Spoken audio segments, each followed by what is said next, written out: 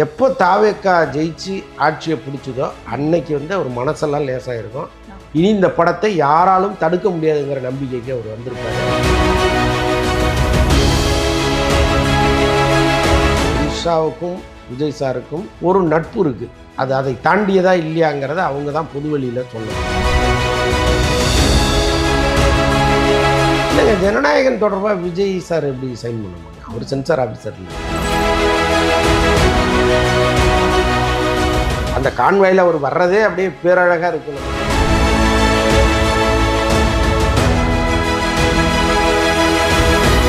ரொம்ப அந்த கட்சி தற்கூரின்னு சொல்கிறவங்க இன்னமும் தற்கூரின்னு தான் சொல்லிட்டு இருக்காங்க.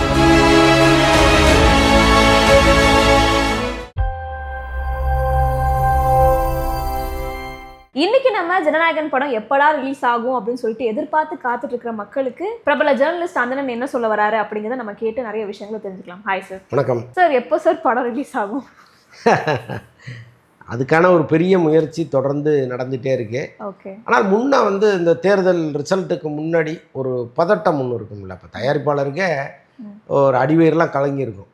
படமும் வந்து வெளியாயிருச்சு திருட்டுத்தனமாக, இன்னொரு பக்கம் வந்து சென்சார் சர்டிஃபிகேட் வரல, இந்த படத்தை என்ன பண்ண போகிறாங்கன்னு தெரியல, அப்படிலாம் அவர் ரொம்ப பீதியில் இருந்திருப்பார். எப்போ தாவேக்கா ஜெயிச்சு ஆட்சியை பிடிச்சதோ அன்னைக்கு வந்து அவர் மனசெல்லாம் லேசாக இருக்கும். இனி இந்த படத்தை யாராலும் தடுக்க முடியாதுங்கிற நம்பிக்கைக்கு அவர் வந்திருப்பார். ஸோ அதனால் கட்டாயமாக இந்த சென்சார் சர்டிஃபிகேட்டு விரைவில் வந்துடும். அவங்க வந்து ஜூன் 22 விஜயினுடைய பிறந்தநாள். பட்ட விஜய்னு பேசிகிட்டு இருக்கோம். விஜய் சார், சிஎம் சார் அப்படி தான் பேசணும். விஜய் அவர்களுடைய பிறந்த நாள் அன்னைக்கு அதையொட்டி வர்ற வெள்ளிக்கிழமையில் இந்த படத்தை ரிலீஸ் பண்ணுற முடிவில் இருக்காங்க. Okay sir. இப்போ ரசிகர்கள் எல்லாருமே எதிர்பார்த்துட்டு இருந்த ஒரு விஷயம் என்ன அப்படின்னா, விஜய் அண்ணா அவர்கள் வந்துட்டு சிஎம் ஆனதுக்கு அப்புறமா அவர் போடுற ஃபர்ஸ்ட் சைனே வந்துட்டு ஜனநாயகன் படம் வந்து ரிலீஸ் பண்ணணும் அப்படிங்கிற சைனாக தான் இருக்கும் அப்படிங்கிற மாதிரி எதிர்பார்த்துட்டு இருந்தாங்க. சைன் போட்டாங்களா இல்லைன்னா இதுக்கப்புறமா தான் இந்த ப்ராசஸ்லாம் நடக்கும்? இல்லைங்க, ஜனநாயகன் தொடர்பாக விஜய் சார் எப்படி சைன் பண்ண முடியும்? அவர் சென்சார் ஆஃபீஸர் இல்லை. ஓகே. சென்சார் சர்டிஃபிகேட்டை அவங்க கைக்கு வரணும். அதுக்கப்புறம் அது ஸ்பெஷல் ஷோ தொடர்பாக ஒரு கையெழுத்தாக அவரால் போட முடியும். அதை தாண்டி வேற ஸ்பெஷல் ஷோ தான் சொல்லுது. ஆமாம், ஸ்பெஷல் ஷோக்கு இப்போ இந்த கருப்பு படத்துக்கு அவர் தான் சைன் பண்ணி கொடுத்தாரு. ஒரு 2 நாளைக்கு முன்னாடியே கொடுத்துட்டாரு. எப்போவுமே அந்த கடைசி நேரம் வரைக்கும் வெயிட் பண்ணி வைப்பாங்க. இங்கே எல்லா படங்களுக்குமே என்ன நடக்கும்னா, இந்த காலை காட்சி 9 மணி காட்சிக்கு பர்மிஷன் கொடுங்கன்னு ஒரு லெட்டர் கொடுப்பாங்க. அந்த துறை அதிகாரி ஐஏஎஸ் ஆஃபீஸர் அவங்க என்ன பண்ணுவாங்கன்னா முதல் நாள் இரவு தான் சைன் பண்ணுவாங்க. பட் இந்த படத்தை பொறுத்தளவுக்கு 2 நாளைக்கு முன்னாடியே சைன் பண்ணி கொடுத்துட்டாரு அவர். அதுக்கப்புறம் உங்களுக்கு பதட்டமே கிடையாது, பரவாயில்ல ஏற்கனவே கொடுத்துட்டாரு அப்படின்ட்டு. அந்த மாதிரி அந்த படத்துக்கும் ஜனநாயகன் படத்துக்கும் ஒரு சைன் பண்ணி 2 நாளைக்கு முன்னாடியே கொடுத்துருவார். ஆனால் அதிகாலை காட்சி வரும்னு எல்லாரும் நினச்சிட்டு இருக்காங்க. தயாரிப்பாளர்களும் டிஸ்ட்ரிபியூட்டர்களும் தியேட்டருக்காரங்களும் என்ன பண்ணுறாங்கன்னா, ஜனநாயகன் படத்துக்கு அதிகாலை காட்சிக்கு எப்படியாவது பர்மிஷன் வாங்கிருங்க அப்படின்னு கேட்டுட்டு இருக்காங்க. அதற்கு சிஎம் சம்மதிக்க மாட்டாருங்கிறது தான் இப்போதைய தகவலாக இருக்குது. ரசிகர்கள் எல்லாருமே வந்துட்டு ரொம்பவே எதிர்பார்த்து காத்திருக்கிற ஒரு விஷயம், டைட்டில் கார்டில் வந்துட்டு சிஎம் ஜோசப் விஜய் அப்படின்னு சொல்லிட்டு வரணும் அப்படிங்கிறது தான். ஸோ டைட்டில் கார்டில் வந்துட்டு சீஃப் மினிஸ்டர் அப்படிங்கிற மாதிரி மென்ஷன் பண்ணி தான் வருமா, இல்லைன்னா வெறும் விஜய்? இல்லை, அப்படி ஒரு எண்ணம் வந்து தயாரிப்பு தரப்புக்கு இருந்துச்சு. பட் விஜய் சார் வேணான்ட்டாரா அது. ஓகே. இல்லை, வழக்கம் போல் எப்படி தளபதி விஜய்னு போடுவீங்களோ அந்த மாதிரியே போடுங்க, இதற்காக மாற்ற வேண்டிய அவசியம் இல்லைன்னு சொல்லிட்டாராம். ஸோ அப்போது ரசிகர்களோட அந்த எதிர்பார்ப்பு வந்து டிசப்பாயின்மெண்ட் ஆகிடுமா சார்? ஏங்க, அதை விட ஒரு பெரிய பதவியில் போய் அவர் உட்காந்துட்டார். இந்த எழுத்தில் படிக்கிறதுலையே உங்களுக்கு சந்தோஷம் இருக்குது. அதை தாண்டி ஒவ்வொரு நாள் டிவியில் அவரை பார்க்குறீங்க, அப்படியே கம்பீரமாக உட்காந்து ஃபைலில் கையெழுத்து போடுறாரு, அப்படியே வர்றாரு, அந்த கான்வாயில் வர்றாரு, அவ்வளோ பேர் திரண்டு நின்று பார்க்குறாங்க. அந்த கான்வாயில் அவர் வர்றதே அப்படியே பேரழகாக இருக்குது நமக்கு. இதெல்லாம் பார்த்து ரசிக்கிறவங்க அந்த டைட்டில் வந்தால் என்ன வரலன்னா என்ன, அதை தாண்டி ஒரு பெரிய ட்ரீட்டு தினந்தோறும் டிவியில் வந்துகிட்டு இருக்கு, பார்க்க வேண்டியது தானே. Okay sir. இருந்தாலும் வந்துட்டு கடைசி படம் ரசிகர்கள்லாம் பார்க்கும் போது வந்துட்டு ஓகே அப்படிங்கிற ஒரு சாட்டிஸ்ஃபேக்ஷன் இருக்கும்ல. சாட்டிஸ்ஃபேக்ஷன் வந்து ஃபில் பண்ணல அப்படின்னா அது எப்படி சார் இருக்கும்? இல்லை, அவருக்கு என்ன ஜட்ஜ்மெண்ட்டாக இருக்கும் அப்படின்னா, நம்ம சிஎம்மாக இருக்கும்போது நடிக்கல, நம்ம வந்து ஒரு நடிகராக தளபதியாக இருக்கும்போது நடித்தது. ஓகே, அவ்வளோதான். அதில் இப்போ சிஎம் ஆன பிறகு வர்றதுனால கொண்டு போய் அதில் தனியாக சேர்க்கணுமான்னு அவர் நினச்சிருக்கலாம். அதனால் அதுவும் சரிதானே. இப்போது ஜனநாயகன் படம் வந்துட்டு ரிலீஸ் பண்ணுறதுக்கு முக்கிய பிரச்சனையாக இருந்தது வந்துட்டு சென்சார் போர்டு மெம்பர்ஸ் தான் காரணம் அப்படின்ற மாதிரி நம்மளே ஆல்ரெடி ஒரு தடவை டிஸ்கஸ் பண்ணியிருந்தோம். ஸோ அந்த போர்டு மெம்பர்ஸ் எல்லாருமே இப்போ மாற்றிடுவாங்களா, இல்லை அதே மெம்பர்ஸ் தான் இருப்பாங்களா? எல்லாமே சென்ட்ரல் கவர்மெண்ட்டு கையில் இருக்குங்க. இவங்க ஸ்டேட் கவர்மெண்ட்டு தானே. இப்போ அவங்களெல்லாம் நீங்கள் நினச்சா கூட மாற்ற முடியாது. அப்படி பழிவாங்குகிற எண்ணம் விஜய்க்கு இருப்பதாகவும் நமக்கு தெரியல. ஓகே. ஏன்னா நம்மளை வந்து யாரெல்லாம் தரக்குறைவாக பேசுனாங்களோ அல்லது நமக்கு எதிராக செயல்பட்டாங்களோ அவங்க யாரையுமே வந்து நம்ம சும்மா விடக்கூடாதுன்னு அவர் நினச்சிருந்தாருன்னா வந்த ஒரு 4 நாள்லேயே அதற்கான ரிசல்ட் தெரிஞ்சிருக்கும். அப்படி எங்கேயுமே இல்லையே. அவரை தொடர்ந்து விமர்சிக்கிறவங்க இன்னும் விமர்சிச்சுட்டு தான் இருக்காங்க. ரொம்ப தரக்குறைவாக விமர்சிக்கிறவங்க அதே மாதிரி தான் இன்னமும் விமர்சிச்சுட்டு இருக்காங்க. ரொம்ப அந்த கட்சி தற்கூரின்னு சொல்கிறவங்க இன்னமும் தற்கூரின்னு தான் சொல்லிட்டு இருக்காங்க. அப்போ அவங்க யார் மேலேயும் உங்கள் நடவடிக்கை எடுக்கலை. என்ன நினைக்கிறாருன்னா இது ஒரு கருத்து சுதந்திரம், நீ என்ன வேணாலும் சொல்லிட்டு போ, மக்கள் எனக்கு வந்து ஒரு மரியாதை கொடுத்துருக்காங்க, அவ்வளோதான், அதுதான் எனக்கு முக்கியம்னு அவர் நினைக்கிறார். ஸோ அப்படி இருக்கிறவர் நம்ம படத்துக்கு சர்டிஃபிகேட் கொடுக்காதவங்க, நம்ம படத்துக்கு எதிராக கருத்து சொன்னவங்க நாம் எப்படியாவது பழி வாங்கணும்னு ஏன் நினைக்கப்படுறாரு? பெரும்பாலும் இது வாய்ப்பு. இப்போ விஜய் அவர் சார்ந்த சில விழாக்களில் வந்துட்டு த்ரிஷா வந்து பார்ட்டிசிபேட் பண்ணுறாங்க, அவங்க வராங்க. ஆல்ரெடி நம்ம எல்லாருக்குமே தெரிஞ்ச விஷயம், அது ஒரு ரூமர் மாதிரி ஒரு காசிப் மாதிரி போயிட்டுருக்கு. அதை வந்து நார்மலைஸ் ஆக்குறதுக்காகவே இவங்க வராங்களா அப்படிங்கிற மாதிரி ஒரு பேச்சு போயிட்டுருக்கே சார், அதை நீங்கள் எப்படி பார்க்குறீங்க? இல்லைங்க, இப்போது த்ரிஷாவுக்கும் விஜய் சாருக்கும் ஒரு நட்பு இருக்குது. அதை தாண்டியதா இல்லையாங்கிறத அவங்க தான் பொதுவெளியில் சொல்லணும். பட் அந்த நட்பு இருக்கிற பட்சத்தில் அவங்க வரக்கூடாதுன்னு சொல்வதற்கு யாருக்குமே உரிமை இல்லை. அவங்க 2 பேருமே கோ-ஆர்டிஸ்ட். அப்போ அவங்களுக்குள் நிறைய ட்ராவல் இருந்திருக்கும்.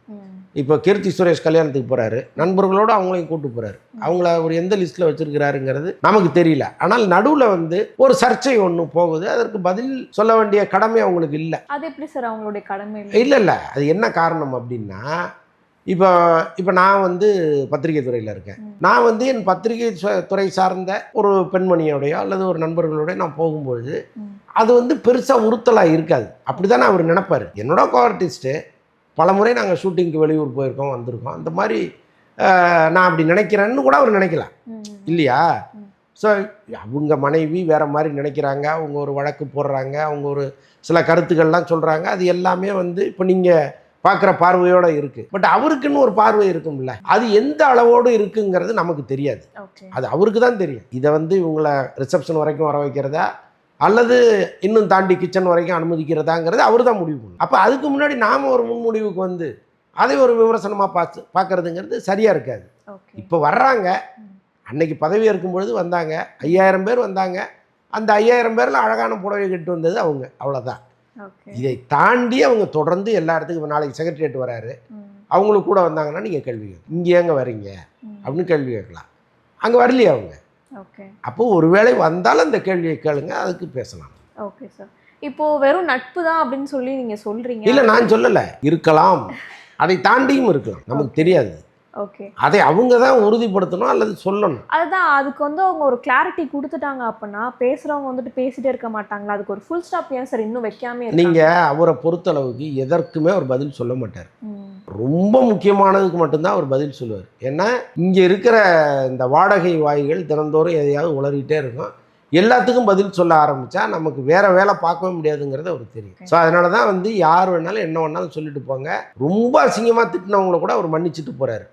ஸோ அப்படி ஒரு மனநிலை உள்ளவர் ஏன் சரிக்கு சரி ஒருத்தட்ட போய் பதில் சொல்லிட்டு இருக்கணும்? அது அவசியம் இல்லையா? இப்போ விஜய் அவர்கள் ஆட்சிக்கு வந்த உடனே வந்துட்டு கருப்பு படத்துக்கு வந்து 2 நாளைக்கு முன்னாடியே வந்துட்டு சைன் போட்டு அவர் கொடுத்துட்டாரு. அதுக்கு காரணம் என்ன சார் நினைக்கிறீங்க? அவர் சினிமா துறையிலேருந்து வந்ததுனால தான் அப்படின்னு நினைக்கிறீங்களா, இல்லைனா வந்துட்டு எல்லாத்தையுமே அட்வான்ஸாக பண்ணணும் அப்படின்னு நினைக்கிறாரா அவர்? இல்லை, அப்படி இருக்காதுங்க. நீங்கள் எப்படி இருந்தாலும் கொடுக்க தான் போகிறீங்க. அது இன்னொரு 2 நாளைக்கு முன்னாடி கொடுத்துட்டா அவங்க ஹாப்பியாக இருக்க போகிறாங்க, அவ்வளோதானே. இது ரொம்ப சாதாரண ஒரு விஷயம் தானே. ஏன் இந்த முதல் நாள் வரைக்கும் அவங்கள பதட்டப்பட வைக்கணும்? கொடுப்பாங்களோ மாட்டாங்களோ? இப்போ கேன்டீனில் வந்து ஒரு சம்சா செய்கிறவர் கூட அதை எண்ணெயில் போடலாமா வேணாமான்னு நிற்பார். ஒருவேளை நீங்கள் அது வேணான்னு சொல்லிட்டீங்கன்னு வைங்களேன், அது 12 மணி காட்சியாக மாறும் அல்லது 3 மணி காட்சியாக மாறும். எதுக்கு அந்த வேலை அவ்வளோ சீக்கிரம் எதுக்கு இதை செய்யணும்னு கூட யோசிப்பாங்கல்ல. அதுமாதிரி சின்ன சின்ன விஷயங்கள் இருக்குது, எல்லா இடத்துலையும் அது இருக்குது. அவங்கள பதட்டப்பட வேணான்னு நினைக்கிறாரு அவர். அது இந்த சினிமாவிலேருந்து போகும்பொழுது அது இன்னும் அவருக்கு நல்லா தெரியும், அந்த வருத்தம்லாம் அவருக்கு தெரியும் இல்லையா. ஸோ அதுதான். ஸோ ஆக மொத்தத்தில் ஜனநாயகன் படம் வந்துட்டு இந்த வருஷத்துக்குள்ளே ரிலீஸ் ஆகுமா ஆகாது சார் தேட்டரில் மக்கள் எதிர்பார்க்குற மாதிரி? ஜூன் 22 அதையொட்டி கட்டாயமாக வந்துடும். Okay sir. ஏன்னா லாஸ்ட் டைம் நம்ம பேசியிருந்தோம், அப்போது வந்துட்டு February மந்த் வந்து நீங்கள் கண்டிப்பாக ரிலீஸ் ஆகிடும் அப்படிங்கிற மாதிரி சொல்லியிருந்தீங்க. ஸோ இப்போ அது கன்ஃபார்ம் வந்துட்டு June 22 வந்து ரிலீஸ். இல்லைங்க, இன்றைக்கி அதிகாரம் அவர் கையில் இருக்குங்க. இவர் நினச்சாருன்னா ஓவர் த ஃபோன் வாங்கிடலாம். பட் அவர் வந்து இது எல்லாமே முறைப்படி நடக்கட்டும்னு நினைக்கிறார். நம்ம ஓவர்லுக் பண்ணி வாங்க வேண்டாம். ஏன்னா அது அந்த படத்துக்கான எல்லா உரிமையும் இருக்குது. முறைப்படி சென்சாருக்கு போய் முறைப்படி அதை வாங்கிட்டு வரணும்னு அவர் நினைக்கிறார். நினச்சா ஒரு ஓவர் த ஃபோனில் அவரால் அந்த சர்டிஃபிகேட் வாங்க முடியாதா என்ன? அது தேவையில்லைன்னு அவர் நினைக்கிறாரு. ஓகே, இப்போ ஜனநாயகன் படம் வந்துட்டு லீக் ஆயிடுச்சு. லீக் ஆன காரணத்துக்காக அந்த ப்ரொடக்ஷன் கம்பெனிக்காக அவர் இன்னொரு படம் வந்துட்டு நடிச்சு கொடுக்கணும் அப்படிங்கிற மாதிரி ஒரு பேச்சுவார்த்தை போயிட்டு இருந்துச்சு சார். இப்போ வந்து அவர் சிஎம்மும் ஆயிட்டாரு. ஸோ அதுக்கான பாசிபிலிட்டிஸ் இருக்கா? 100-150% கிடையாது. ஓகே, ஏன்னா அவர் இந்த சிஎம் வேலையை பார்க்கறதுக்கு இன்னொரு 24 மணி நேரம் ஒரு நாளைக்கு வேணும்னு நினைக்கிறாரு. ஸோ அப்படிப்பட்ட ஒருத்தர் வந்து இதை விட்டுட்டு எப்படி சினிமாவுக்கு போவார்? அதுக்கெல்லாம் வாய்ப்பே கிடையாது. பட் அந்த தயாரிப்பாளர் ஒரு வேளை நாளைக்கு அந்த படத்தை ரிலீஸ் பண்ணி லாஸ் ஆகுறாருன்னு வைங்களேன், அதுக்கு பெரும்பாலும் வாய்ப்பு இல்லை. ஏன்னா ஒரு சிஎம் ஆன பிறகு அவருக்கு இருந்த அந்த கிரேஸை பார்க்குறாங்க. இப்போ அந்த படம் தியேட்டருக்கு வந்தாலே ஒரு படம் வந்து நேரடியாக முதல் நாள் ரிலீஸ் ஆகும்போது எவ்வளோ ஓப்பனிங் வருமோ அவ்வளோ பெரிய ஓப்பனிங் வரும். அந்த நடுவில் கசிஞ்சு வெளியில் வந்து அது குறித்த ஒரு டெப்த்து குறைஞ்சி அதெல்லாம் கிடையாது. கட்டாயமாக அந்த ஓப்பனிங் இருக்கும்னு தியேட்டருக்காரங்க நம்புகிறாங்க. இப்போ பல இடங்களில் அந்த படத்தை எனக்கு கொடு உனக்கு கொடுன்னு ஒரு பெரிய போட்டியே வந்துருச்சு. வேணான்னு சொன்ன ஓடிடி நிறுவனமே இப்போ எப்போ தரீங்கன்னு கேட்குற அளவுக்கு நிலைமை மாறி இருக்கு. ஸோ அப்படி இருக்கும் பொழுது அவர் அவ்வளோ பெரிய அவசரப்பட வேண்டிய வேலை இல்லையே. இப்போ விஜய் அவர்கள் வந்துட்டு சினிமா துறையை விட்டு வெளியே வந்துட்டாரு. ஸோ அவருடைய பிளேஸை ரீப்ளேஸ் பண்ணுறது எந்த ஆக்டராக இருக்கும்னு நீங்கள் நினைக்கிறீங்க? அது வந்து சும்மா அப்படி நகர்த்தி வைக்கிறது இல்லை, செஸ் போர்டு கிடையாது இல்லை. நீங்கள் அதுக்கான போராட்டம் இருக்கணும், மக்கள் அங்கீகரிக்கணும், அப்போ தானே அது நடக்கும். ஸோ அதுக்கான உழைப்பு யார்கிட்ட இருக்கோ, அந்த கரிஷ்மா யார்கிட்ட இருக்கோ அவங்க ஆட்டோமேட்டிக்காக வர போகிறாங்க. அது 1 வருஷத்தில் நடக்கலாம், 10 வருஷத்தில் நடக்கலாம், இல்லை நடக்காமல் கூட போகலாம். ஏன்னா கோட் படத்துலேயே வந்துட்டு இந்தாங்க துப்பாக்கியை பிடிங்க சிவா அப்படிங்கிற மாதிரி அவர் கொடுத்துட்டாரு. ஸோ இவருடைய பிளேஸை வந்து இவர் தான் ரீப்ளேஸ் பண்ண போகிறாரு, சிவகார்த்திகேயன் தான் வந்துட்டு ரீப்ளேஸ் பண்ண போகிறாரு அப்படிங்கிற மாதிரி நிறைய ரசிகர்கள் வந்துட்டு எதிர்பார்ப்போட காத்துட்டு இருக்காங்க. ஸோ அவங்களுக்குலாம் நீங்கள் என்ன பதில் கொடுப்பீங்க? இல்லை, அதுக்கெல்லாம் வாய்ப்பே கிடையாதுங்க. அது ஒரு காட்சி, அவ்வளோதான். அவரை கொஞ்சம் பெருமைப்படுத்தணும்னு நினச்சி ஒரு விஷயம் அவர் செஞ்சார். அதையே ஏண்டா செஞ்சோன்னா அப்புறம் நினைக்கிற அளவுக்கு சூழ்நிலைகள் அமைஞ்சுது. அதே விஜய் ரசிகர்கள் சிவகார்த்திகேயனை வந்து கடுமையாக திட்டி தீக்கிற அளவுக்குலாம் சூழ்நிலை மாறிச்சு. ஸோ அதனால் அதுதான் ஒரு பெரிய காரணமாக இருந்து அவரை கொண்டு போய் அங்கே உட்கார வச்சிருவோம்லாம் சொல்ல முடியாது. அவருடைய தொடர் முயற்சி, தொடர் வெற்றி, ஒரு மாறாத கரிஷ்மா, அதெல்லாம் தான் அங்கே கொண்டு வரும். அதெல்லாம் உடனே நடக்கிற விஷயம் கிடையாதுங்க. ஒரு நகர்ந்து வேகமாக வந்து அந்த இடத்த பிடிக்கவே 10 வருஷம் ஆகும். அவர் பிடிப்பாரா தெரியாது. நம்ம என்ன ஜோசியரா? நம்ம யாருக்குமே தெரியாது. ஸோ இந்த படத்தை இல்லீகலாக லீக் பண்ணவங்களுக்கு நீங்கள் நறுக்குன்னு ஒரு பதில் கொடுக்கணும் அப்படின்னா என்ன கொடுப்பீங்க? இப்போ கொடுத்துட்டாங்களே, குண்டாஸில் தூக்கி போட்டாங்க. 3 பேருக்குமே குண்டாஸ் போட்டு இந்த 1 வருஷம் அவங்க சிறையில் தான் இருக்கணும் அப்படி போட்டாங்க. ஒரு நல்ல தீர்ப்பு. ஏன்னா நாளைக்கு இப்படி ஒரு தவறை யாருமே செய்யக்கூடாதுங்கிறதுக்காக தான் இவ்வளோ இப்படி கடுமையான ஒரு தண்டனையை கொடுத்துருக்காங்க.